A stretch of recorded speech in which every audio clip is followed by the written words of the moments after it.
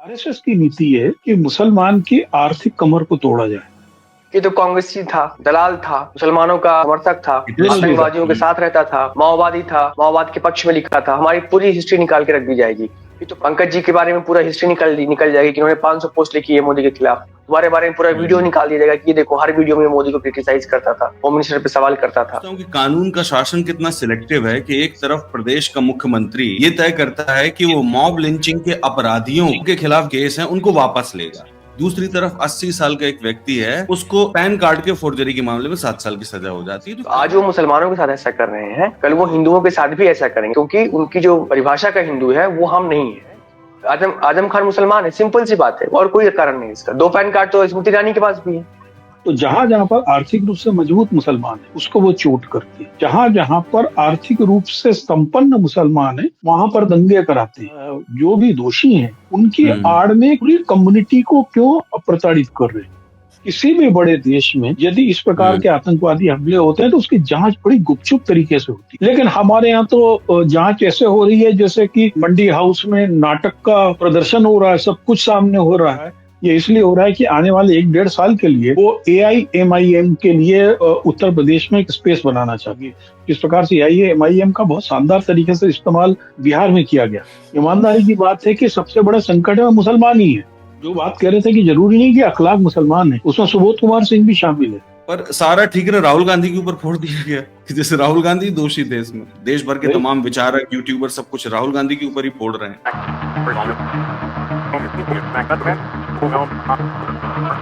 सलाम, नमस्कार, मैं हूं कुणाल पाठक और आप देख रहे हैं द लखनऊ पोस्ट आज का अखबार। इस कार्यक्रम में मेरे साथ मेरे मेहमान हैं वरिष्ठ पत्रकार पंकज चतुर्वेदी जी और विश्वदीप। आप दोनों का स्वागत है।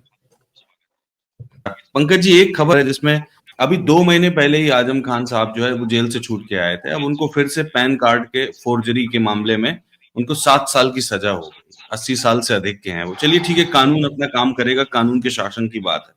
पर मैं सोचता हूं कि कानून का शासन कितना सिलेक्टिव है कि एक तरफ प्रदेश का मुख्यमंत्री ये तय करता है कि वो मॉब लिंचिंग के अपराधियों को, उनके खिलाफ जो केस है उनको वापस लेगा, दूसरी तरफ 80 साल का एक व्यक्ति है उसको पैन कार्ड के फोर्जरी के मामले में 7 साल की सजा हो जाती है। तो कानून का शासन तो नहीं है ना किसी भी तरीके से। ये कैसा, ये तो वैधानिक हत्या की तरह है, स्टैच्यूटरी किलिंग है ये तो। भाई, जो जुडिशरी है, न्याय तंत्र है, उसका राजनीतिक इस्तेमाल के कई ऐसे उदाहरण दिखे जाते हैं। जब राहुल गांधी पे गुजरात में हुआ था उन्होंने उसको अधिकतम सजा दे दी थी। ठीक इसी तरीके से इस समय जो है इसमें अधिकतम सजा दे दी गई है। केवल ये एक साफ साफ दिखाने का तरीका है कि देखिए, मैं आपको बताऊं कि ये जितना सब कुछ हो रहा है ये इसलिए हो रहा है कि आने वाले 1-1.5 साल के लिए वो AIMIM के लिए उत्तर प्रदेश में एक स्पेस बनाना चाहते हैं कि मुस्लिम प्रताड़ना इसमें कोई नहीं खड़ा होता, इसलिए AIMIM आएगी। इस प्रकार से AIMIM का बहुत शानदार तरीके से इस्तेमाल बिहार में किया गया। ठीक, चूंकि उत्तर प्रदेश में इसकी बहुत ज्यादा संभावना है, बिहार से 2 गुना ज्यादा है ना। तो कांग्रेस और अखिलेश यादव वही गलतियां करेंगे जो उन्होंने बिहार में की थी और वो उत्तर प्रदेश में करेंगे। और वो इन गलतियों को करने के लिए, जैसे कबड्डी में होता है ना कि आदमी जब चाहता है दूसरे के पाले में कबड्डी कबड्डी बोलता हुआ तो एक आदमी उसको उछेड़ता है जिससे कि वो लाइन क्रॉस करे, उसकी टांग पकड़ ली जाए। तो ये जितनी चीजें उस तरीके की, देखिए आजम खां को लेकर किसी भी राजनीतिक दल ने, इंक्लूडिंग द समाजवादी पार्टी जो उसके मेंबर थे या कांग्रेस, उन्होंने अपनी नीति को क्लियर नहीं किया कि वो उसके साथ खड़ा होना चाहते कि नहीं खड़े होना चाहते। ठीक है, क्योंकि राजनीतिक फैसले, देखिए एक पूरी भारतीय राजनीति कैसी दुविधा में फंसी हुई है। क्या असम में कांग्रेस सॉफ्ट हिंदुइज्म का कार्ड खेले कि प्रो मुस्लिम खेले?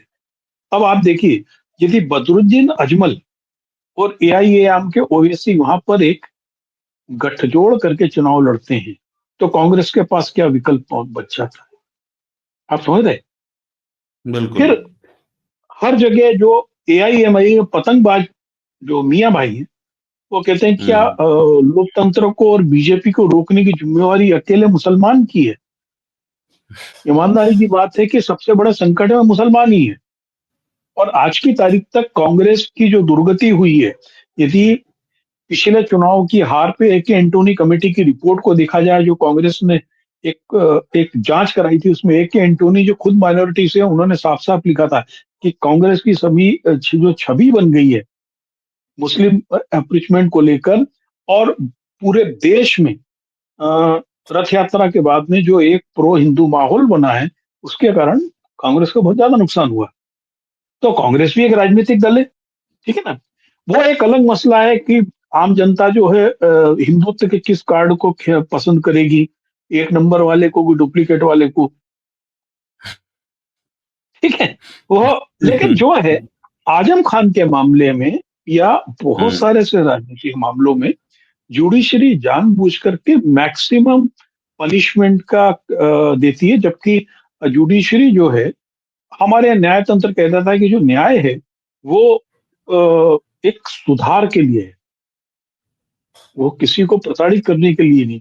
लेकिन एक 80 साल के आदमी को यदि अधिकतम आप सजा दे देते हो 2 पैन कार्ड रखने के मामले में, चूंकि वो मसला पूरा इस प्रकार का है कि 2 पैन कार्ड का इस्तेमाल उन्होंने उम्र के चक्कर में चुनाव लड़ने के लिए किया। लेकिन अब मजेदार चीज है कि वो एक केस में उनको ऑलरेडी सजा हो चुकी है, उम्र वाले केस में सजा हो चुकी है, सही बात है। हाँ, ठीक है।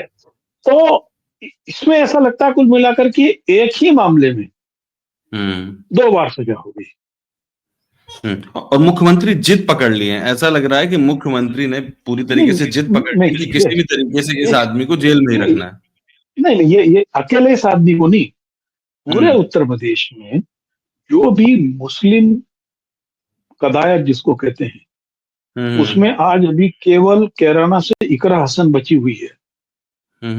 और इकरा हसन का के साथ भी सोशल मीडिया पे अभद्रता, अश्लीलता के कई प्रयास किए गए जिससे वो नाराज होकर घर बैठ जाए। इसके अलावा कोई भी मुस्लिम लीडर उत्तर प्रदेश में ऐसा नहीं बचा है जिसको आपने गुंडों से मरवा कर, जेल में मरवा कर या कुछ भी करके,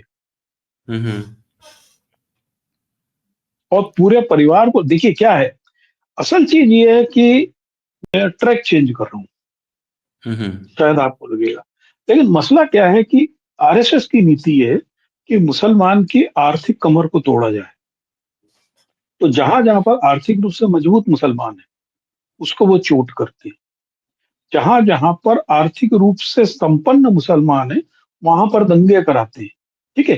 तो इनकी जो गणित है वो यही है। देखिए इस समय लाल किले पे हुए बम ब्लास्ट के बाद में मुस्लिम डॉक्टर्स के ऊपर पूरे देश में एक खतरा मंडरा रहा है। आपको बहुत सारे ऐसे लोग मिलेंगे जो कहेंगे कि अब मैं मुस्लिम डॉक्टर को नहीं दिखाऊंगा।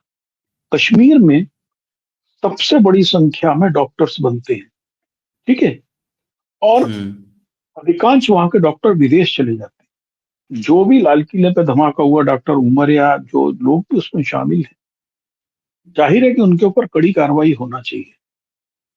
लेकिन जो इस समय एक दौर चल रहा है कि जितने भी डॉक्टर हैं, मुस्लिम या कश्मीरी, उन सबको सवालों में डाल देना और उन सबका मीडिया ट्रायल करना।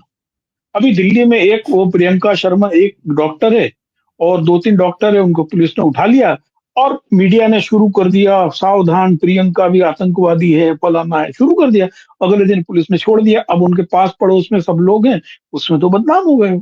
दिल्ली में क्या हो रहा है, दिल्ली में इतने कश्मीरी बच्चों को उठाया गया, उसके बाद में हर कॉलेज से, दिल्ली यूनिवर्सिटी के कॉलेजेस से कश्मीरी बच्चों का डिटेल मंगाया जा रहा है। उसके बाद में यहाँ से शहर खाली होना शुरू हो गया। 1000 बच्चे आज की तारीख तक चले गए। कल एक प्रेस कॉन्फ्रेंस किया जम्मू कश्मीर स्टूडेंट यूनियन ने प्रेस क्लब में कि भाई आप जो भी दोषी हैं उनकी आड़ में पूरी कम्युनिटी को क्यों प्रताड़ित कर रहे हैं।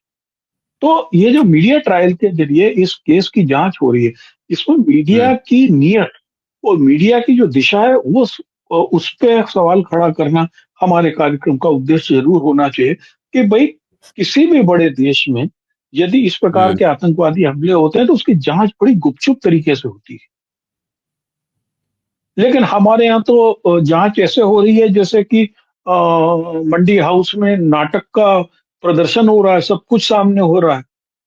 मीडिया को जैसे सारी चीजें बांटी जा रही हैं और मीडिया खुद ही ट्रायल कर रहा है। ये मुद्दा तो आपने उठाया है। और देखिए कि जो आप बात बता रहे हैं जम्मू कश्मीर स्टूडेंट यूनियन वाली, वो पूरे देश के छात्रों के साथ, जहां जहां जम्मू कश्मीर के छात्र हैं पूरे देश में, जिन जिन यूनिवर्सिटीज में, उनके साथ सब आज जगह से हो नहीं, रहा है। बहुत समय से अत्याचार हो रहा है। सिर्फ आज की बात नहीं, देश के किसी भी इलाके में ब्लास्ट हो जाए, सबसे पहले टारगेट वही लोग होते हैं। मैं फिर से उसी बात पे आऊंगा विश्व दीपक थोड़ी देर के लिए, कि आप देखिए कि अखलाक के हत्यारों को बचा रही है सरकार, सीधे सीधे बचा रही है। मतलब जब आप उस घटना को दोबारा अगर आज की डेट में पढ़ेंगे, तो एक अफवाह फैलाई गई कि गोमांस है, और फिर इसके बाद बाप और बेटे को दोनों को घर से घसीट के निकाला एक बीजेपी नेता के लड़के ने, और इसके बाद उन दोनों को इतना मारा कि वो बेदम हो गए और पिता मर गया। ऐसे आरोपियों को सरकार, स्वयं सरकार बचा रही है। सरकार चाहती है कि इनका अभियोजन खत्म किया जाए। ये कैसे है? क्योंकि वो उन्होंने जिसकी हत्या की वो मुसलमान है, और मुसलमान ही नहीं, आज तो ये हिंदू और मुसलमान का हो रहा है, कल को ये हमारे और आपके साथ होगा। कल्पना करिए कि कल को हमें कोई विश्व हिंदू परिषद का आदमी हमें मार दे, मान लीजिए हमें खींच के मार दे, आपके साथ कुछ कर दे, पंकज जी के साथ कुछ कर दे, तो क्या होगा? एक पोस्ट मर्डर जो नैरेटिव बनेगा, आप इमेजिन करिए वो क्या होगा। वो ये होगा कि तो कांग्रेसी था, दलाल था, मुसलमानों का समर्थक था, आतंकवादियों के साथ रहता था, माओवादी था, माओवाद के पक्ष में लिखा था, हमारी पूरी हिस्ट्री निकाल के रख दी जाएगी। ये तो प्रदर्शन भी करता था, ओ जेएनयू से भी इसका संपर्क था, इसने तो जी से भी रिजाइन किया था कन्हैया के लिए। पंकज जी के बारे में पूरा हिस्ट्री निकल जाएगी कि उन्होंने 500 पोस्ट लिखी है मोदी के खिलाफ। तुम्हारे बारे में पूरा वीडियो निकाल दिया जाएगा कि ये देखो हर वीडियो में मोदी को क्रिटिसाइज करता था, होम मिनिस्टर पे सवाल करता था। तो आज वो मुसलमानों के साथ ऐसा कर रहे हैं, कल वो हिंदुओं के साथ भी ऐसा करेंगे, क्योंकि उनकी जो परिभाषा का हिंदू है वो हम नहीं है।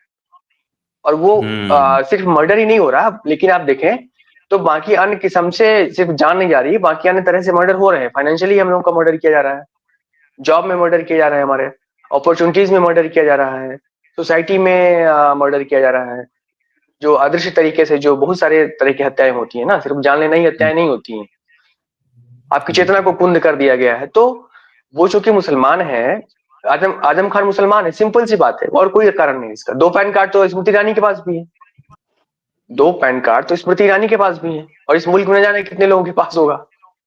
लेकिन वो मुद्दा नहीं है, मुद्दा ये है कि वो आजम खान के पास इसलिए मुद्दा है 2 पैन कार्ड क्योंकि वो मुसलमान है। इसमें तो यही तो बात है। तो इसमें एक चीज और बताऊं, क्योंकि मैंने वो लेटर को पढ़ा है जो न्याय विभाग ने आनंदीबेन पटेल के दस्तखत के साथ में जारी किया। उसमें बताया कि जो अभियोजन पक्ष ने जो साक्ष्य इकट्ठे किए वो विश्वसनीय नहीं है, जबकि इस केस के अंदर एक व्यक्ति जो खुद मुद्दई है वो जिंदा है। उसके बाद उन्होंने बोला कि उसके बयान और उसकी पत्नी के बयानों में अंतर है, ठीक है। और फिर उसके बाद में उसने बताया कि इसके अंदर बताया गया कि इसकी जो हत्या हुई है वो धारदार हथियार से हुई, जबकि जो पुलिस ने जब्त की केवल लाठी और वो जब्त की है। इसीलिए पर्याप्त साक्ष्य नहीं, इसलिए मुकदमा वापस ले रहे हैं। ये इसके अंदर वो है। इसके आगे की एक खबर और बताऊं जो आप लोगों ने नहीं पढ़ी होगी, लेकिन छुटके अखबार लिख देते हैं उसको। चिंगरावटी में जो इंस्पेक्टर सुधीर कुमार सिंह की हत्या हुई थी, उस मामले में सभी आरोपियों की जमानत हो गई है। पढ़ा था। तो ये जो बात कह रहे थे कि जरूरी नहीं कि अखलाक मुसलमान है, उसमें सुबोध कुमार सिंह भी शामिल है। सुबोध कुमार, लेकिन तभी जब पालघर में साधुओं की हत्या के कथित आरोपी को, जिसके लेके पूरे बीजेपी ने इतना हंगामा किया, जब वो बीजेपी में शामिल हो जाता है तो वॉशिंग मशीन में धुल जाता है। अर्नब गोस्वामी ने क्या नहीं किया पालघर के मुद्दे पर, देखिए उसने क्या कैंपेन चलाई अर्नब गोस्वामी ने। और अब बिल्कुल सही बात है। एक चीज और है, आपने ये बात उठा दी है इसलिए इस पर बातचीत कर लेता हूं। सीआरपीसी की धारा 321 जिसके तहत ये अभियोजन वापस लिए जाते हैं, उसमें कहीं ये प्रावधान नहीं है कि राज्यपाल के हस्ताक्षर जरूरी होते हैं या राज्यपाल की अनुमति जरूरत होती है। इसमें स्वतंत्र विल चाहिए अभियोजक की, और आपको जज का निर्णय चाहिए, इसके अलावा कुछ भी नहीं। ये जबरदस्ती का फैलाया गया है कि राज्यपाल, भाई अनुच्छेद 167 का मामला थोड़ा ना है, मर्सी पिटीशन थोड़ा ना है कि अब राज्यपाल की जरूरत पड़ेगी उसमें। ये मर्सी पिटीशन नहीं है, ये सीआरपीसी 321 का मामला है। इसमें सिंपल से 2 ही लोग पक्ष होते हैं, जितनी मेरी समझ है। जबरदस्ती राज्यपाल, मुझे ऐसा लगता है कि जो सेशन ट्रायल के केसेस होते हैं इसमें 7 साल या 7 साल से अधिक की सजा होती है, इसके अंदर मृत्यु दंड की सजा की संभावना होती है। उसके अंदर जो लॉ सेक्रेटरी है वो गवर्नर के थ्रू उसको मूव करता है, ऐसा मुझे जानकारी। ओके, ठीक है। पंकज जी, प्रधानमंत्री नरेंद्र मोदी ने छठे रामनाथ गोयनका व्याख्यान है उसमें भाषण दिया, और बड़ी आयरनी है कि मतलब इंडियन एक्सप्रेस ने उनको क्यों बुलाया, जबकि प्रेस फ्रीडम के लिए ही ये सारी चीजें रखी जाती हैं, और प्रेस फ्रीडम इंडेक्स में भारत की स्थिति 151वीं है 180 देशों के मुकाबले। और जब से प्रधानमंत्री नरेंद्र मोदी सत्ता में आए तब से लगातार 2014 से भारत का प्रेस फ्रीडम इंडेक्स कंसिस्टेंटली गिर ही रहा है, कुछ हल्का फुल्का ऊपर नीचे हो जाता है। इसके अलावा प्रधानमंत्री ने जो किया वो ये कि मैकाले की शिक्षा पद्धति पर खूब प्रहार किया, उन्होंने पश्चिमी शिक्षा पद्धति पर प्रहार किया। लेकिन अगर आप दूसरी आयरनी देखें तो भाजपा का ही जो शासित प्रदेश है मध्य प्रदेश, वहां का उच्च शिक्षा मंत्री राजा राम मोहन राय इनको अंग्रेजों का दलाल बोल रहा है। आप सोचिए कि जो भारत का पहला समाज सुधारक है, जिसको माना जाता है कि उसने आधुनिक भारत की नींव रखी सोच और समझ में, उसको वो अंग्रेजों का दलाल कह रहा है। तो मुझे ये समझ नहीं आ रहा है कि वो चाहते क्या है, कि गोलवरकर को मान लिया जाए समाज सुधारक या सावरकर को माना जाए समाज सुधारक। यदि कल का हम द टेलीग्राफ का फर्स्ट पेज देखते हैं, उसके बॉटम पे एक बहुत बड़ी स्टोरी है कि किस प्रकार से भारतीय जनता पार्टी और आरएसएस जो बंगाल की हस्तियां हैं, जिसके अंदर ईश्वर चंद्र विद्यासागर की जो म्यूजियम था उसको बीजेपी और आरएसएस के लोगों ने तोड़फोड़ कर दी थी अपने प्रदर्शन के दौरान, रविन्द्रनाथ टैगोर हो या सुभाष चंद्र बोस हो, इन सभी के खिलाफ वो लगातार अनर्गल बातें करते रहे। एक जो दुर्भाग्य है वो देखिए, यदि हम अतीत में जाकर देखें तो भारत का जो विभाजन जिसको कहते हैं, असल में विभाजन तो केवल पंजाब और बंगाल का हुआ था। और बंगाल के विभाजन की बात करें तो जो पहला बंगाल विभाजन हुआ था, जिसके बाद में बंगाल के अंदर जो आजादी की लड़ाई थी वो दौर से गुजरी, उस दौर में भी उस विभाजन के विरोध में जो लोग खड़े थे उसमें कभी भी वो लोग नहीं थे जो हिंदूवादी कहलाते थे, है ना। देखिए, भारतीय जनता पार्टी और भारतीय जनता पार्टी के लोगों को एक खास शौक है कि जहां पर भी कहीं पर मुस्लिमों के लिए नफरत हो तो उसको वो स्वीकार करने में तैयार हो जाते हैं, चाहे उसके अंदर सरदार पटेल का एक आध बयान हो, चाहे आनंद मठ उपन्यास हो। बंगाल को लेकर उनकी सोच बहुत सीमित है। निश्चित है ईश्वर चंद्र विद्यासागर उनकी सोच के विपरीत है, क्योंकि ईश्वर चंद्र विद्यासागर ने आमतौर पर मनुस्मृति में जितनी भी कुरीतियां हैं उसके खिलाफ संघर्ष किया था। ये लोग जानबूझ करके ही ऐसा कुछ करते हैं, और जानबूझ करके इनका करने का केवल जो कारण है वो ये है कि ये किसी भी तरीके से बंगाल का जो 10% हिंदू वोट है उस पर कब्जा करना चाहते हैं। उनको लगता है पिछली बार 30% वोट उनको उस तरीके से मिले थे, 10% हिंदू वोट पर उनका हो जाए 40% से वो सरकार बना सकते हैं। इसके लिए पाखंड, झूठ, असत्य, सांप्रदायिकता का जो घालमेल है उसको वो डालडे की तरह इस्तेमाल कर रहे हैं, जिसको बड़ा प्यार से घी बोलते हैं लेकिन वास्तव में डालडा होता है वो। और आप देखिए ना कि इनकी जो नीति है, बंगाल में आप एसआईआर करोगे लेकिन असम में आप एसआर करोगे, जबकि असम जो है घुसपैठियों का बड़ा शिकार है। तो वो जो है सवाल तो बहुत सारे खड़े होते हैं उनकी इन सोच को लेकर, और जो उनका तरीका है, वो हायर एजुकेशन मिनिस्टर है और वो फिर बाद में माफी मांगता है, वो कहता है कि मैंने ऐसा नहीं कहना चाहता, ऐसा कहना चाहता। आपने कैसा भी कहना चाहा था, लेकिन पर विश्वदीपक राजा राम मोहन राय को अंग्रेजों का दलाल बोलना, राजा राम मोहन राय को अंग्रेजों का दलाल बोलना, ये नहीं समझ में आती। मतलब उस आदमी ने सती प्रथा के अंत के लिए लड़ाई लड़ी और उस आदमी को आप दलाल बोल रहे हैं, इसका मतलब ये है कि आपको सती प्रथा का अंत पसंद नहीं है। अकेले सती प्रथा नहीं, बहुत सारी चीजें थी, महिला शिक्षा से लेकर कई कई मामले हैं उसको लेकर। बिल्कुल, कई चीजें थी। हाँ विश्वदीपक। सॉरी विश्वदीपक। नहीं, बिल्कुल बात दरअसल ये है कि हालांकि भारत में मेरा ये मानना है कि भारत में उस तरीके से रेनेसा नहीं हुआ, पुनर्जागरण नहीं हुआ जैसे कि यूरोप में हुआ था। उसी प्रकार से यहाँ बिल्कुल भी नहीं हुआ, और यही हमारी मतलब समझिए कि हमारी समस्त जो बौद्धिक जड़ता है उसकी ये हमारी त्रासदी है, दुर्भाग्य है ये कि हमारे यहाँ उस तरीके से रेनेसा नहीं हुआ, पुनर्जागरण नहीं हुआ। लेकिन भारत में पुनर्जागरण की जो भी कोशिशें हुई हैं और उसकी जो भी मतलब छोटा मोटा प्रयास हुआ या उसका जो भी असर हुआ भारत में, उसका पूरा केंद्र था पश्चिम बंगाल और कोलकाता। और राजा राम मोहन राय भारतीय पुनर्जागरण के अग्रदूत हैं, आपको बता दूं। बिल्कुल बिल्कुल, भारत में पुनर्जागरण की जो भी कोशिशें हुई हैं थोड़ी बहुत, भारत में रेनेसा का जो भी यहाँ पे अगर लेश मात्र भी आपको दिखाई पड़ता है, उसके अग्रदूत हैं राजा राम मोहन राय। वो पहले आदमी थे जिन्होंने भारतीय समाज में सुधार की, संशोधन की, इसको रिफॉर्म करने की उन्होंने सोचा और इस पे बात की उन्होंने। तो मुझे नहीं, मतलब मैंने ध्यान नहीं दिया हालांकि उस मंत्री के वक्तव्य पे, मैंने इसके बारे में सुना था, पर मुझे हैरानी नहीं हुई, क्योंकि जो लोग अपने इतिहास का गौरव गाय में, गोबर में, मुसलमानों के विरुद्ध एक घृणा में चलाए गए अभियान में देखते हैं, तो निश्चित रूप से उनको राजा राम मोहन राय उनको आंखों में चुभेंगे, क्योंकि अगर वो उनको मान लेंगे, उनकी लेगेसी को, उनके इतिहास को स्वीकार कर लेंगे, तो कहीं ना कहीं सुधार की, रिफॉर्म की बात को वो मानेंगे और ये बातें फिर से उठ सकती हैं। तो दरअसल ये जो जड़ता है इस पूरे इलाके की, हिंदी क्षेत्र की खास तौर से, ये उसी का एक नमूना है। और उसके राजा राम मोहन राय के जो खिलाफ उसने बयान दिया, उस मंत्री ने, नालायक मंत्री ने, ये इसी सोच का परिणाम है। पंकज जी, ये जो बिहार के विधानसभा चुनाव, ये तो मतलब परिणाम आ गए, सब कुछ हो गया, जो भी है सबके सामने है, पर सारा ठीकरा राहुल गांधी के ऊपर फोड़ दिया गया कि जैसे राहुल गांधी दोषी थे इसमें। तमाम देश भर के तमाम विचारक, यूट्यूबर, सब कुछ राहुल गांधी के ऊपर ही फोड़ रहे हैं। तो क्या है ना कि इस देश के लोकतंत्र के लिए सबसे बड़ा खतरा तो राहुल गांधी है, जो हर उन बातों का विरोध कर रहा है जिससे उसको लगता है कि इससे लोकतंत्र पे संकट आ रहा है। बाकी सब लोगों के लिए तो लोकतंत्र का कोई संकट ही नहीं है।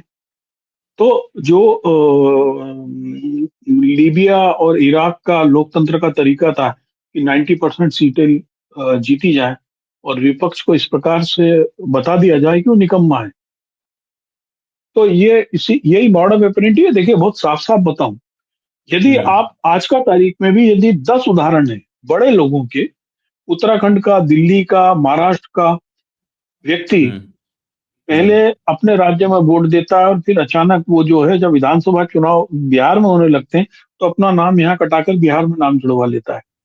अब ये ऐसे और कितने लोग हैं, ये जो SIR में नए नाम जोड़े गए हैं, वो कौन लोग हैं? देखिए, आज की तारीख में यदि हम देखें, जिस मुद्दे को विधानसभा चुनाव के सेकंड फेज में नजरअंदाज किया जा रहा है, वो है दिल्ली का लाल किले का धमाका। लाल किले के धमाके ने किस प्रकार से सांप्रदायिक रूप से उस चुनाव को प्रभावित किया, वो एक बहुत बड़ा मसला है। बहुत दुर्भाग्यपूर्ण था। उस बम धमाके में कल भी 2 लोग मर गए हैं दिल्ली में, जो लोग अस्पताल में भर्ती थे। मरने वालों की संख्या बढ़ गई है। बम धमाकों पे और आतंकवाद पे सियासत नहीं होना चाहिए, लेकिन एक जो इम्पैक्ट है, क्योंकि हर इलेक्शन अब कम्युनल एंगल पे हो रहा है। मैं कम्युनिस्ट पार्टी के MLA का नाम भूल रहा हूं मैं, वो उसके बराबर कोई गरीब MLA बिहार में नहीं था। वो पूरे 5 साल जमीन पे ही रहा, सड़क पे ही रहा, वो लोगों के बीच में खड़ा होता था।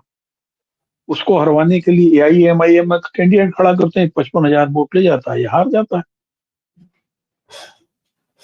यामुद्दीन अंसारी। तो ये जी ठीक है।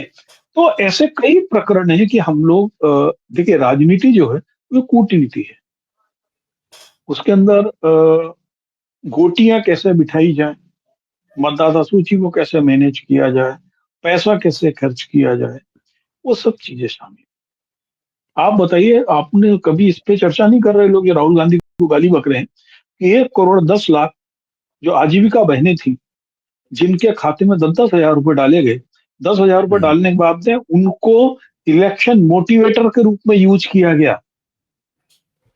वो इलेक्शन मशीनरी का पार्ट थी। जिस राज्य की 35% आबादी की सालाना आय 6,000 रुपए, सॉरी, मासिक आय 6,000 रुपए से कम हो, वहां पे 10,000 रुपए क्या मायने रखता है? बिल्कुल, है ना। और उसको आपने ऐसे इलेक्शन टूल यूज किया। गांव में आजीविका बहन सरकारी कर्मचारी है कि नहीं है, 10,000 की बेनिफिशियरी है कि नहीं ये मायने नहीं रखता। वहां पे वो एक सरकारी कर्मचारी है। जिन गांवों में कोई सरकारी कर्मचारी जाता नहीं, वहां पे आंगनबाड़ी बहना, आशा कार्यकर्ता, आजीविका बहना, यही सरकारी कर्मचारी होती है। और सबसे बड़ा अधिकारी टीचर होता है, उसके बाद पटवारी होता है। आपने उन लोगों को पैसा देखिए किस तरीके से इस्तेमाल किया। देखिए ये राजनीति है। यदि हम इस पर तुलना करें, तमिलनाडु चुनाव के ठीक पहले जब सरकार ने टीवी बांटने की बात की तो सुप्रीम कोर्ट ने उस पर रोक लगा दी और उसको फ्री बीस और चॉकलेट और रेवड़ी बांटना सब बड़ी चर्चा की थी। प्रधानमंत्री ने भी चर्चा की थी उसमें। प्रधानमंत्री भी काफी दुखी थे फ्री बीस को लेकर के। हाँ, इसमें आपको कोई दुख नहीं हुआ। इसमें तो कुछ नहीं ये होगा। मुद्दे देखिए क्या है कि जो लोग भी राहुल गांधी के ऊपर सवाल खड़ा करना चाह रहे हैं, राहुल गांधी कोई भगवान नहीं है कि जिन पर सवाल नहीं खड़ा करना चाहिए। निश्चित सवाल खड़ा करना चाहिए। लेकिन राहुल गांधी को आप बोल दो कि उसने एसआईआर के मुद्दे पे जो 15 दिन यात्रा चलाई वो बेकार थी, उसका कोई असर नहीं हुआ, उसका कैंपेन बेकार था। तो आप एक की बताओ ना, राहुल गांधी की पार्टी तो 61 सीट पे चुनाव लड़ी थी। 61 सीट में से भी 11 सीट ऐसी थी जिसमें उसके खिलाफ मित्र दल के खिलाफ खड़े हुए थे। 50 सीट पे चुनाव लड़ रही थी कांग्रेस, तो 141 पे कौन लड़ रहा था? और उनका तो कांग्रेस ने कभी नहीं बोला कि मेरा कोई वोट बैंक है। कांग्रेस कहती सब हमारे वोट बैंक है। उनका वोट बैंक तो उन्होंने बोला था कि 16% यादव और मुस्लिम हमारा वोट बैंक है। जितने यादव बाहुल्य जिले हैं उन सब में बीजेपी जीती है।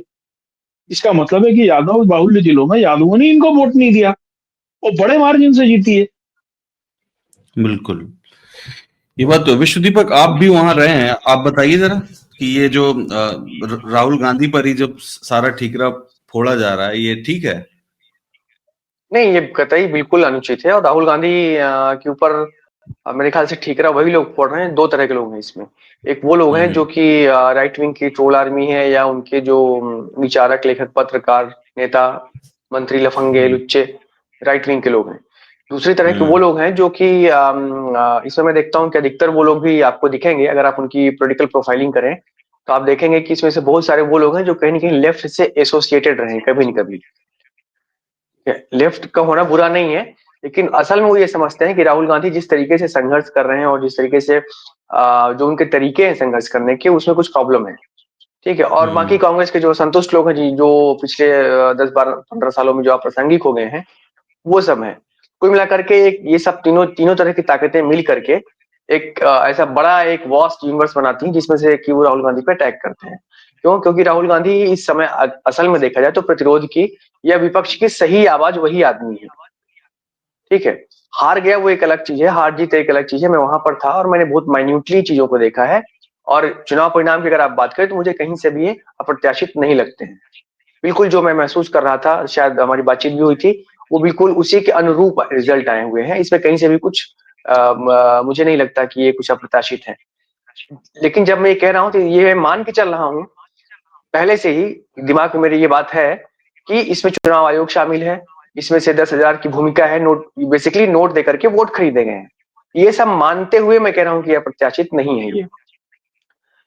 और राहुल गांधी के ऊपर जो अटैक हो रहा है वो बिल्कुल उसी एक तरह से बड़े षड्यंत्र का हिस्सा है। अफसोस की बात यह है कि चाहे वो तेजस्वी यादव हो, चाहे वो अखिलेश यादव हो, चाहे वो ममता बनर्जी हो, चाहे वो डीएमके के लोग हो, चाहे वो शिवसेना के लोग हो, चाहे वो विपक्ष की किसी भी पार्टी के किसी भी नेता का नाम ले लीजिए, अगर सत्ता में उनकी भागीदारी सुनिश्चित हो रही है, क्योंकि वो सत्ता के लिए जीते हैं। उनके दिमाग में राजनीति का मतलब सत्ता ही होता है। और वो साल भर 5 साल तक, 4.5 साल तक वो चुप रहते हैं, 4 साल में वो एक्टिव होते हैं। राहुल गांधी ऐसा नहीं करता। वो पदयात्रा भी करता है, वो गैर जरूरी मुद्दे, जो आपको गैर जरूरी मुद्दे लग सकते हैं राजनीति के लिहाज से, वो उनको भी उठाता है। तो असल में प्रतिरोध की आवाज, जनता की आवाज, विपक्ष की आवाज वही है। ये बाकी लोग उसके साथ इसलिए होते हैं क्योंकि कांग्रेस एक पैन इंडिया जिसका प्रेजेंस वो पार्टी है और इस सत्ता में भागीदारी के लिए लड़ते हैं। जब इनको सत्ता नहीं मिलती है तो ये हताश होते हैं और इनकी पार्टियों के अंदर जूतम बाजार शुरू होती है, घर में झगड़े शुरू होते हैं, जैसा कि तेजस्वी यादव के यहाँ, लालू यादव के यहाँ हो रहा है बिहार में। बिल्कुल ठीक बात है। पंकज जी, अगले मुद्दे पर आते हैं। भाई तेजस्वी बताएं, मैं एक मिनट रोक रहा हूँ आपको, कि तेजस्वी यादव बताएं या उनके समर्थक बताएं या आरजेडी के लोग बताएं कि 5 साल में उन्होंने ऐसा क्या किया कि उनको जनता मुख्यमंत्री बना ले। 5 साल में, पिछले 5 सालों में तेजस्वी यादव ने ऐसा क्या किया, आरजेडी ने ऐसा क्या किया कि जनता को उनको वोट देना चाहिए। मुझे कोई सिंपल छोटी सी बात है, कोई मुझे समझा दे इस वजह से तेजस्वी यादव को जनता को वोट देना चाहिए। वो अच्छा, ये उनके जो कॉन्फिडेंस है उसका जो कारण पंकज जी बता रहे थे, क्योंकि उनको एक गुमान था कि हमारे पास इतने परसेंट यादव और इतने परसेंट मुसलमान तो हैं ही, कहीं जाएंगे नहीं। वो गुमान इस चुनाव में धराशायी हो गया, धूल धूसरित हो गया। और मैं आपको बता दूं 2-3 चीजें और, 2005 से लेकर के बिहार में कोई भी यादव मुख्यमंत्री नहीं बना। बीच का थोड़ा समय छोड़ दिया तो उप मुख्यमंत्री बने वो, जब से नीतीश कुमार वहां पे चीफ मिनिस्टर आए हैं। और यही हाल उत्तर प्रदेश में हुआ है। वहां पे भी जो यादव डोमिनेंस था, यादव हेजेमोनी थी पॉलिटिक्स में, वो टूट चुकी है, खत्म हो गई है। और यही हाल बिहार में हुआ है, वहां पे वो यादव हेजेमोनी टूट गई है। और इस बार जैसा पंकज जी बता रहे थे, मैं तो था वहां पर, हालांकि मैंने डेटा नहीं देखा है, लेकिन बहुत बड़ी संख्या में यादव बीजेपी की तरफ गए हैं या मेंटली जा चुके हैं। मैं ऐसे अनेक यादवों से मिला जो संघ के द्वितीय तृतीय वर्ष के प्रशिक्षित थे, प्योर हार्डकोर संघी। ठीक है, अब मैं आपको फ्यूचर थोड़ा बता देता हूँ कि वो होगा क्या, कि आने वाले समय में जो इनका मुस्लिम वोट बैंक है वो चला जाएगा ओवैसी के पास, जो यादव हैं वो चले जाएंगे, आधे चले जाएंगे बीजेपी के पास। तो कुल मिलाकर के आने वाले अनेक वर्षों तक आप देखेंगे कि तेजस्वी यादव की पार्टी यही 20-25 सीटों पर झूलती रहेगी, क्योंकि इन्होंने पिछले समय जो इनके पास समय था उसमें इन्होंने किसी को जोड़ने की कोशिश नहीं की। असली बात ये है। आनंद तेल तुमड़े का पूरा डिटेल से लेख है इसके ऊपर। कहाँ पर है? मैंने देखा नहीं उस लेख को, पर मैं देखना चाहूंगा। हाँ, मैं भेज दूंगा उस पे कि आने वाले कई सालों में भारतीय जनता पार्टी जब तक नहीं चाहेगी तब तक नहीं हारेगी। बिल्कुल, एक पूरा उन्होंने सिस्टम पे कब्जा किया है, निश्चित रूप से किया है। मशीन उनके साथ है, चुनाव आयोग उनके साथ है, पैसा उनके साथ है, सब कुछ उनके साथ है। लेकिन वो जिस लेवल की प्लानिंग करते हैं, जिस तरीके से लड़ते हैं, मैं तो हैरान है देख करके। उन्होंने हारे चुनाव 3-4, कम से कम 10 सीटों। मैं आपको मेरे पास 30 सीटों का डेटा हिसाब किताब है, मैं आपको डिटेल लिख के बता सकता हूँ कि किस सीट पे वो हार रहे थे और कैसे कैसे मैन्यूवरिंग करके, क्या क्या करके उन्होंने चुनाव जीत लिया। आप कल्पना नहीं कर सकते। टिकट नहीं दिया उसको लेकर आए, किस प्रकार से अपनी पार्टी में शामिल कर दिया, उसको अचानक उतनी सुख सुविधाएं दे दी जो उसने पूरी जिंदगी में नहीं देखी थी। और 2-5 हजार वोट इधर के उधर हो गए, हो गया खेल खत्म। 2-5 हजार के लिए ज्ञानोदान आते हमारे।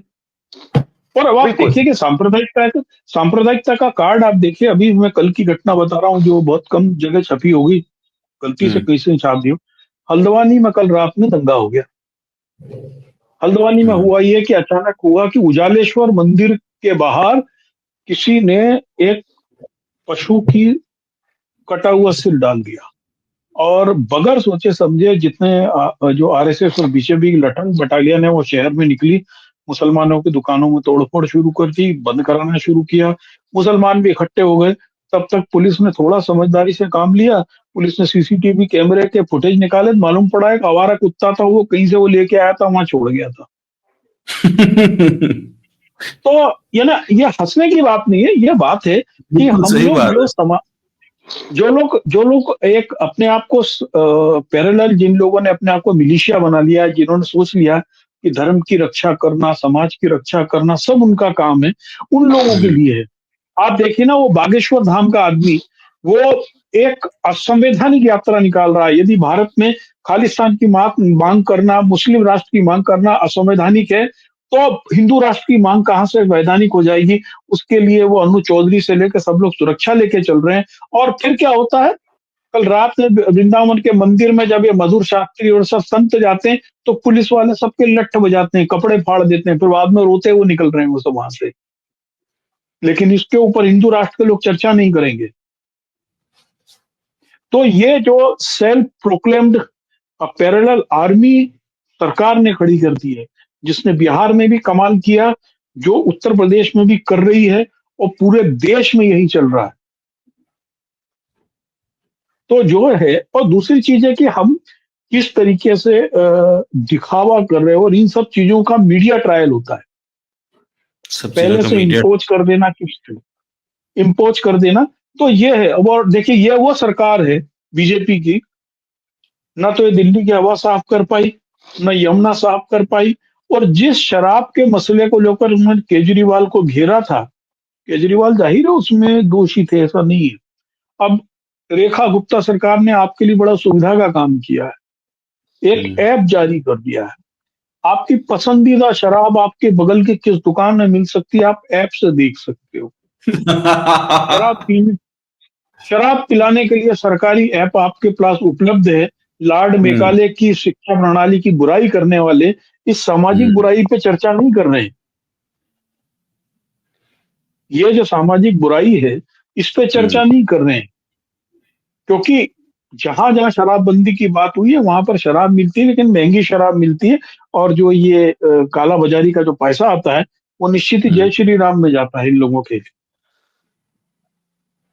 ये हालत तो है, ये बताइए। जो और ये भाई लॉर्ड मेकाले का आपने वो 17 पेज का वो पर्चा पढ़ा है, जिसको एजुकेशन नीति कहते हैं।